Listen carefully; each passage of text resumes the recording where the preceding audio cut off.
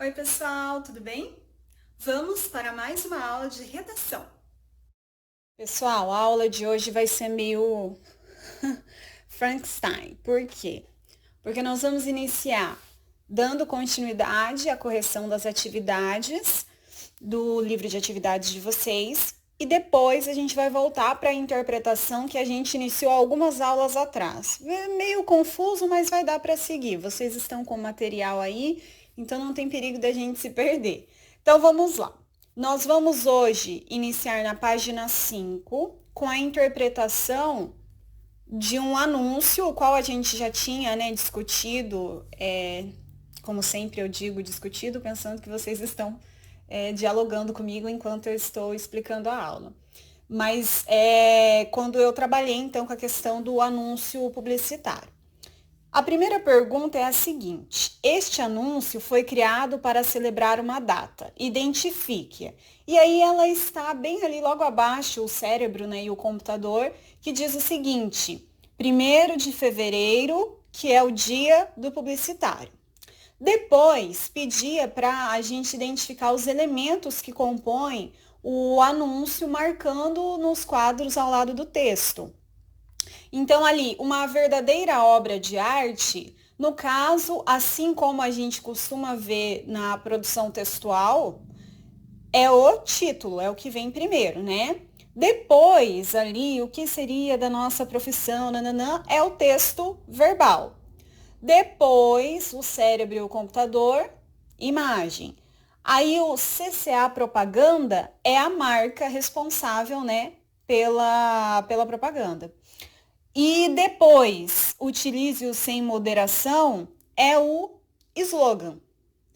Aí depois lá, o texto verbal e a imagem estabelecem uma comparação entre duas obras de arte essenciais para o trabalho do publicitário. No quadro a seguir, identifique-as e registre como é caracterizado a cada uma delas no texto verbal. Então, o primeiro objeto de arte e que está maior ali é o cérebro, né, gente? Quando a gente observa o texto verbal, diz o seguinte: o que seria da nossa profissão sem essa escultura da natureza? Então, essa escultura da natureza está se referindo ao cérebro. E qual é a função do cérebro? Como é descrito ali? Que ele é responsável por pelo menos 99% da nossa capacidade criativa. Então, era isso que vocês iam colocar, que vocês colocaram provavelmente no objeto de arte 1. Consequentemente, o objeto de arte 2 é o computador, né? Que é definido ali no texto verbal como esculturazinha e que é responsável, portanto, por 1% da capacidade criativa do publicitário. Era isso que vocês provavelmente colocaram ali. Depois lá, o que o anúncio leva o leitor a concluir a respeito do publicitário? A imagem também possibilita chegar a essa conclusão? Então, essa questão do publicitário, a gente vê que, como demanda muita criatividade, já que é algo que precisa sempre chamar a atenção, despertar a atenção de quem tem acesso a essa informação, então o cérebro acaba exercendo uma função muito mais primordial, no caso esmagadora, em relação ao computador, em relação à máquina, que na realidade é mais o processo mecânico que é feito pela máquina, né? O restante, o essencial, o que não tem como existir a propaganda se não tiver um cérebro criativo que vai produzir. E isso a gente vê pela imagem, que coloca ali o cérebro num tamanho gigantesco em comparação com o computador. Depois pede para explicar a intertextualidade presente no slogan. Lembrando que o slogan é utilize-o sem moderação. Geralmente a gente vê essa questão do sem moderação em propagandas referentes a bebidas, né, alcoólicas. Então, beba com moderação. Mas aqui no caso daí tá falando para utilizar sem moderação o cérebro, né? Porque o utilize está se referindo ao cérebro. Na parte inferior do anúncio, há informações sobre a agência, as quais aparecem ali, né? coapropaganda.com.br, não. Por que esses dados aparecem no anúncio? Além, gente, de homenagear ali o profissional, né, o publicitário, que a agência está fazendo? Se autopromovendo, o que é normal, né? Sempre alguém que está divulgando algo vai divulgar a si mesmo. A propaganda é a alma do negócio. Aí, a 17, no caso, eu vou observar o que vocês fizeram de produção textual da comparação lá com o anúncio da Hortifruti e esse anúncio. O da Hortifruti, só recapitulando, era aquele lá da incrível rúcula, então os recursos que foram utilizados e tudo mais. Então, essa eu não fiz aqui porque eu vou observar o que vocês fizeram. Depois lá, observe slogans que ficaram famosos. E aí a gente tem vários ali slogans para depois a gente, daí lá na página 7, considerar as informações referentes a slogans, sobre o que a gente já sabe, se é verdadeiro ou falso.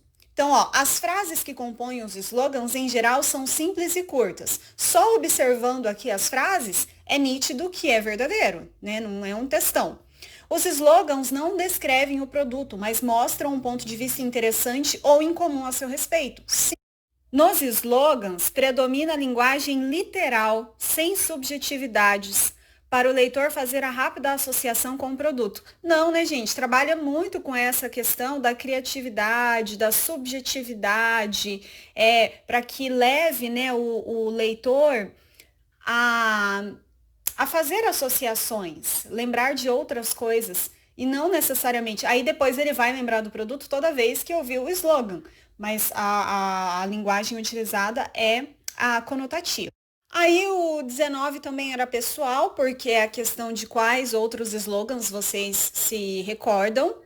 Depois a gente tinha lá a informação sobre o spot publicitário, que era o outro gênero que foi trabalhado, e pedia também para assinalar as afirmativas que apresentam características desse tipo de divulgação. Então, podem ser criados personagens, narrador, enredo e até situações de humor. Sim, lembram que na aula que eu expliquei sobre spot, eu até coloquei 2 exemplos de spots. Em um, inclusive, tinha personagens, tinha o narrador, tinha uma história acontecendo. O nível de linguagem adotado nesse tipo de produção é o formal. Não, né, gente? Porque quer chegar ao máximo de número, ao máximo de pessoas possíveis. Então, não faz sentido uma linguagem informal. Pode ser acompanhado de um jingle, pequena peça musical que ajuda a divulgar as qualidades do produto e gravar a marca na memória do ouvinte. Sim, especialmente porque se trata de um gênero que é radiofônico, né? Então, se é veiculado no rádio, quanto mais tiver algo relacionado à questão sonora, mais fácil de fixar na mente do espectador, do consumidor, do ouvinte. Aí o 22 eu não coloquei porque era para vocês produzirem um spot, então também produção textual, depois eu vou verificar como vocês fizeram. Na 23, trazia ali um textinho colocando essa questão do consumo e consumismo, que eu até expliquei na aula em que eu trabalhei com essa questão da interpretação, dessa relação existente entre o que é necessário consumir e o que não é necessário, que passa a ser consumismo. E aí tinha a questão lá na página 9 de que o que é necessário fazer para que o consumo não se transforme em consumismo. E aí, gente, a gente tem que pensar principalmente nos prejuízos do consumismo para o nosso meio ambiente, porque o que acontece? Em razão desse impacto ambiental, desse descarte constante de produtos, que muitas vezes a gente não tem necessidade de estar trocando tantos produtos como a gente troca, está novo ainda e a gente já quer adquirir outro porque é novidade. E também tem essa questão das relações sociais, porque há essa inversão de valores. Eu preciso ter aquilo, mas eu preciso ter por qual motivo? Para que eu seja pertencente a um determinado grupo ou porque aquilo realmente é necessário na minha vida? Então, tem essas relações, essas linhas tênues entre o consumo e o consumismo. Lembram que eu comentei no início da aula que ia ser meio Frankenstein a aula, né? Então, agora nós vamos voltar lá para a apostila de língua portuguesa. Então, nós estávamos lá no livro de atividades de vocês, volume 2, caderno de produção, né? E agora nós voltamos para a apostila de língua portuguesa, mais precisamente para as páginas 39 e 40, para fazermos a interpretação do texto da narrativa gráfica que nós fizemos a leitura do Dom Casmurro. A primeira pergunta é em que época e local se passa a história e que elementos da narrativa transmitem essas informações. Bom, vocês já responderam, então provavelmente pesquisaram, muitos já leram provavelmente a obra do Machado de Assis, então já sabem dessa questão temporal. A história ela se passa no Rio de Janeiro, durante o governo do imperador Dom Pedro II. Não é possível observar isso por meio do quê, gente? Por meio das roupas dos personagens, a questão do narrador utilizar a pena e o tinteiro para escrever, a questão da luz do lampião. Então, observando tudo isso, a gente vê que se passa no século XIX. E a questão do espaço, ou seja, do local, a gente vê que é uma cidade que é próxima do mar, porque tem a questão lá da ressaca, né? Que a gente pode observar pelos trechos colocados aqui.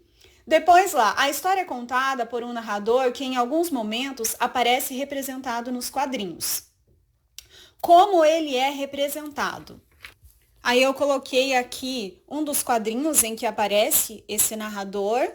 E só para a gente recapitular, claro, vocês estão com o material aí, podem acompanhar toda a história novamente. Mas aqui a gente tem a representação, então, de um homem mais velho, né, de barba e com essa pena de escrever na mão. Depois lá, como é representada a fala do narrador nessa narrativa gráfica? O que a gente observa tanto aqui quanto nesse outro quadrinho que eu trouxe também, que tem a questão da fala do narrador? Ela não está presente em balões, que é característico de narrativa gráfica, né?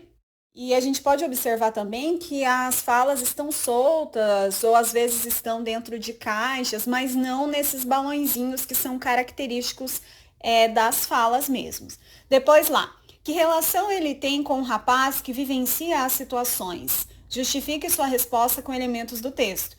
Como todos nós sabemos, até quem não leu Dom Casmurro sabe de tão famosa que é a obra, ele é o próprio rapaz, né? Só que ele é mais velho, ele está contando ali, agora ele é Dom Casmurro, contando a história de Bentinho, o Bento Santiago.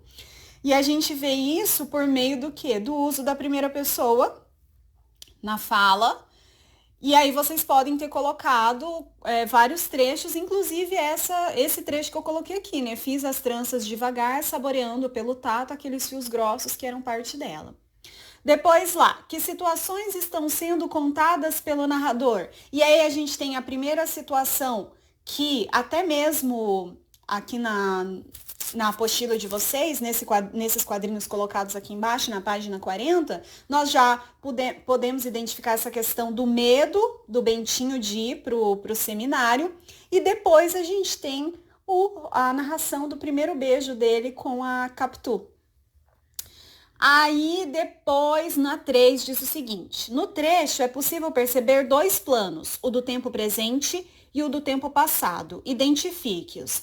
Bom, no tempo presente, nós temos esse narrador velho que está contando as suas memórias e ele aparece escrevendo, né, essas memórias com a pena na mão. Em alguns momentos da história ele vai aparecer. Já no plano do tempo passado, a gente vê essas cenas recordadas que são as experiências que ele vivenciou durante a adolescência dele. Depois lá, em alguns momentos da narrativa gráfica, a imaginação do narrador se mescla às situações vividas pelo personagem. Que momentos são esses? Então, são os momentos de sonho. Então, quando ele está diante de Deus, que é o que eu coloquei aqui para vocês. Quando mais velho, ele vê os olhos da Capitu no céu. Quando ele é tragado também pelos olhos da Capitu, e que ele faz uma escalada no rosto da Capitu, quando ele voa sentado em um pente nas tranças ali da Capitu, são esses os momentos. Depois lá, visualmente, como esses momentos podem ser identificados? Geralmente, extrapola ali o espaço que é destinado para os quadrinhos. Até aqui mesmo, olha lá as tranças da Capitu envolvendo ali o narrador, né? Assim como outros gêneros de quadrinhos, As narrativas gráficas exploram diversos recursos visuais que contribuem para contar os fatos. Observe as situações a seguir e responda às questões sobre o recurso apresentado. Os balões têm formatos e tamanhos diferentes. Por quê? Porque, o primeiro deles está se tratando do quê, gente? A gente tem ali os pensamentos do Bentinho. Então, ele está pensando ali, na mente dele, ele está ali colocando que ele vai prometer, que ele vai rezar não sei quantos Pai Nossos, né? O que ele sempre prometia e nunca cumpria. Depois, a gente tem o balão de fala, que ele está ali conversando com quem? Com a Capitu. Então, aconteceu alguma coisa, Bentinho? Nada, só vim ver você. Então, é fala. A gente vê ali no segundo. E o terceiro é um grito, porque quando tem esse formato, mas lembrando mesmo aí a estridência de um grito, é para representar essa ideia mesmo, que é quando chega a mãe da Capitu. Ô, Bentinho, sua mãe está te chamando. Então, a gente tem esse recurso utilizado pela narrativa gráfica, que é a forma de conseguirmos colocar a interpretação do que está sendo dito ali. Então, a gente consegue fazer essa interpretação por meio dos balões, tendo conhecimento a respeito dos balões, do formato que eles querem dizer, a gente consegue passar essa interpretação além das imagens que já passam isso. Enquadramento fechado, em que apenas uma parte do objeto ou assunto é destacada, recebe o nome de close. Por que é feito um close nos olhos de Capitu? Porque, gente, é a cena mais clássica, e aí eu já falo cena, mas é o trecho, né, do livro mais clássico que sempre é reproduzido. Toda vez que se dá um close nos olhos, a gente lembra dos olhos de cigana oblíqua e dissimulada, olhos de ressaca de Capitu, que são lindos olhos, né, que atordoam ali o Bentinho. E ele o close ele é muito característico do cinema, que é para dar mesmo esse zoom, aproximar geralmente em alguma expressão mesmo, alguma parte do rosto, para dar esse destaque. Depois lá na sequência abaixo, a cena é apresentada quadro a quadro, diferentemente de outras situações. Por quê? Porque ali, gente, é o ápice, né, da adolescência do Bentinho. Então, toda vez que vai ter uma cena de beijo, ou um trecho da história que tem um beijo, que é aqueles personagens que a gente está torcendo super para que eles fiquem juntos, há toda aquela, né, a gente chama de enrolação, mas é uma enrolação bonita, né, de se acompanhar e necessária para que você adentre naquele momento junto com os personagens, né, e também para aparecer mesmo, para aparecer não, né, que é algo como se fosse um filme. Então, a gente tem mais acesso às expressões das personagens, à intimidade desses personagens. Depois lá, as expressões faciais são bastante exploradas nas narrativas gráficas. Na imagem, o que a expressão de Bentinho revela? E ali, observando também ali, né, enquanto eu nem conseguia abrir a boca, o que ela escondia com as palavras, eu publicava com o silêncio. Que era, no caso ali, ele que se sentia inferior, imaturo, pensando em relação a Capitu, né? E aqui tá mostrando o quê? Esse suor ali escorrendo mostra que ele tá nervoso, né? Que ele tá com medo que a mãe da Capitu, que essa que é a mãe da Capitu, descubra que ele beijou a Capitu. E a Capitu não está nem aí, né? Beijou e fala das tranças, olha o que ele fez no meu cabelo, que está horrível, não sei o quê. E ele todo nervoso, todo preocupado. E a gente vê isso por meio ali, principalmente desse suor ali escorrendo. Que indicam os riscos ao lado dos personagens. No caso, gente, para a gente ter essa ideia de movimento numa narrativa gráfica, né, quando quer se dar essa impressão não, né, quer narrar, porém não tem como colocar ali no desenho se movimentando, porque é uma narrativa que a gente só vai poder observar a movimentação por meio desses riscos, tá? Dessas linhas que vão mostrar, então, que um personagem está indo para um lado e o outro está indo para o outro, que é, no caso ali, os dois estão meio sem graça, né? O Bentinho e a Capitu. Após o estudo desse trecho da graphic novel, eu escrevo as principais características desse gênero. Bom, gente, Pelo que eu expliquei, pelo conhecimento que vocês têm, dá pra gente entender que as graphic novels tiveram a sua origem nas histórias em quadrinhos e que, por isso, elas mantêm várias características desse gênero textual. No caso, a gente viu essa divisão em quadrinhos, que é característico da história em quadrinhos e que a gente viu aqui também na narrativa gráfica, essa mescla da linguagem verbal e não verbal, o uso dos balões, o uso de legenda para representar a fala dos personagens e do narrador, mas há uma diferença. Aqui, no caso dessa graphic novel, a gente viu uma narrativa mais complexa, mais cheia de detalhes, porque é uma é, história baseada o quê? Ela, na realidade, é uma adaptação, não é baseada, é uma adaptação,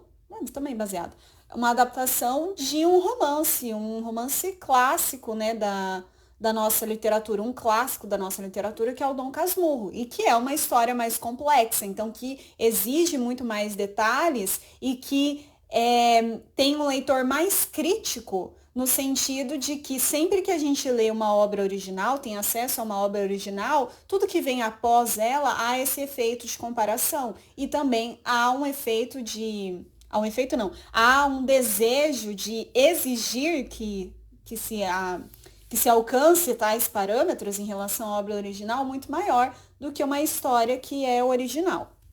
Depois lá, você lê um trecho de uma narrativa gráfica baseada no romance Dom Casmurro. O texto original foi adaptado por um roteirista e um ilustrador. Quem é o roteirista e em que consiste seu trabalho? E aí eu trouxe para vocês nos slides, na aula em que eu expliquei, a capa, né? Então vou colocar aqui de novo para vocês. Aí a gente pode observar que é o Ivan Jaffe, então o roteirista. E o roteirista, ele é responsável o quê? Por ou criar uma história original ou fazer então a retextualização do texto literário para uma nova linguagem. Porque tem que deixar essa linguagem, ainda mais que a história se passa lá no século XIX, deixar essa linguagem mais acessível, mais direta, tirar trechos muito detalhados, criar diálogos para que fique mais claro, fique mais acessível a um público, ao público, né, da graphic novel, e também ele dá as orientações para o ilustrador, então como que dá para você fazer isso, fazer aquilo relacionado a essa parte do texto. Daí a gente entra na outra questão, quem que é o ilustrador e o que ele faz? Então, no caso ali, a arte é responsabilidade do Rodrigo Rosa, então ele vai seguir as orientações do roteirista, então ele seguiu as orientações do Ivan Jaffe, porém ele também dá as contribuições dele, né, gente? Porque ele pode tanto criar personagens, criar cenários, que no caso aqui, como se trata de uma narrativa gráfica, então baseada em um livro original, né? A gente já tem uma história original, ele acaba ficando mais preso aos personagens. Ele não vai criar um personagem ali novo para o Dom Casmurro, mas ele também tem a adaptação, o processo dele ali, de como ele entende a interpretação, não é nem a adaptação, a interpretação dele de como seria esse Bentinho, de como seria o Dom Casmurro, a Capitu, como colocar esses olhos da Capitu. Depois lá, tendo em vista que se trata de uma adaptação de uma obra clássica da literatura brasileira, identifique o público dessa narrativa gráfica. Então, a narrativa gráfica, o objetivo dela, principal, é atingir o público adolescente, especialmente os estudantes ali do final do ensino fundamental e vocês do ensino médio, porque é a hora em que vocês mais vão trabalhar com esse tipo de narrativa, já pensando no vestibular e também para a formação como leitor de vocês, né? Então, é um dos momentos ideais para que vocês tomem conhecimento dessa história e muitas vezes não peguem raiva, por exemplo, de determinado escritor. Ah, eu não consigo entender o que ele quer dizer. Ah, eu não gosto como ele coloca tal coisa. Ah, eu não consigo entender as palavras porque são muito diferentes das de hoje. E aí você pode fazer... Eu sempre aconselho fazer a leitura das duas obras, né? A original e essa adaptada, para você conseguir fazer essa mediação. É bem interessante o processo, você bebe das duas fontes ao mesmo tempo. Nossa aula hoje fica por aqui. Qualquer dúvida, é só vocês entrarem em contato comigo e nos vemos na próxima semana, pessoal. Até lá, tchau!